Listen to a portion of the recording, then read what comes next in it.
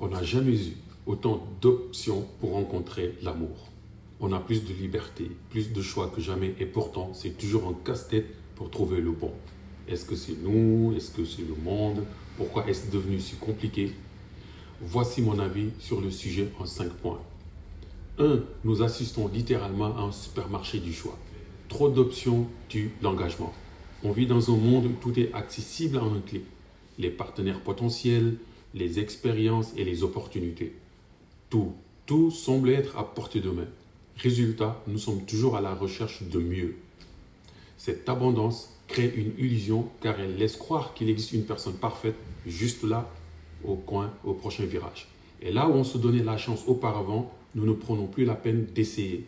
Nous passons tout de suite à autre chose. Mon conseil, c'est d'arrêter de chercher la perfection. Identifiez ce qui compte vraiment pour vous dans une relation.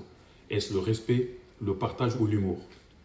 Et concentrez-vous sur ces qualités plutôt que de courir après un idéal inaccessible. 2. L'herbe semble plus verte ailleurs. La comparaison toxique des réseaux sociaux. Sur Instagram, TikTok, on nous voit des couples parfaits, des voyages de rêve, des sourires éclatants et nous nous mettons à nous comparer à ces soi-disant couples parfaits. Alors qu'en réalité, tout n'est que montage et façade, car la réalité est bien différente. Mon conseil, débranchez.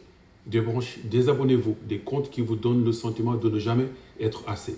Concentrez-vous sur votre propre chemin, vos moments à vous, même s'ils sont imparfaits, parce que ce sont ces imperfections qui rendent une relation réelle.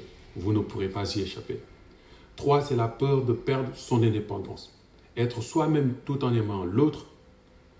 On est dans une époque où être indépendant, c'est presque une valeur sacrée. Mais l'amour n'est pas perdre son indépendance, mais plutôt choisir de créer quelque chose à deux sans se perdre. La peur, c'est de se dire, si je m'engage, est-ce que je vais m'oublier? Mon conseil, continuez à cultiver vos passions, vos projets personnels, mais apprenez aussi à faire de la place pour l'autre. L'indépendance, ce n'est pas s'isoler, c'est trouver l'équilibre entre être soi-même et être ensemble. 4. Nous avons la confusion des rôles. Homme, femme, qui fait quoi?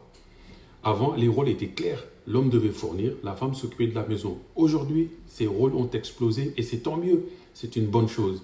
Mais ça crée aussi de la confusion. Qui prend les décisions? Qui s'occupe de quoi? Et souvent, cela devient source de tension.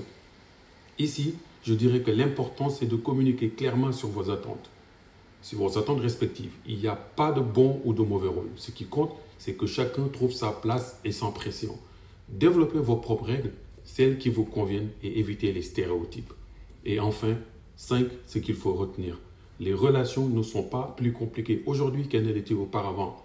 Elles sont juste plus exposées et moins authentiques à cause de la surabondance d'opportunités.